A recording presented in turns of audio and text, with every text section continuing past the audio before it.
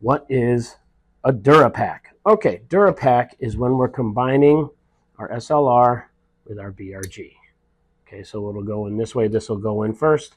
Then we'll line up our specially designed lantern ring up against that BRG. So you may be asking, well, why not just get the PackRyt bearing with the integrated lantern ring? Well, some customers like the option to pull the lantern ring out because they may have had issues with clogging in the past due to the condition of their flush water. They may get interruptions in their flush water process, may come back. So they wanted the option to be able to pull that lantern ring out, clean it out without actually having to remove the entire bearing. All right. Along with that, the design of this lantern ring allows you to maximize or optimize the flush water getting to the shaft surface.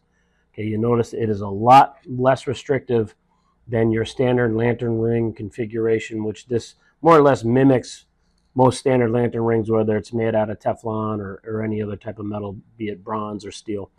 So again, you can see there's a major difference.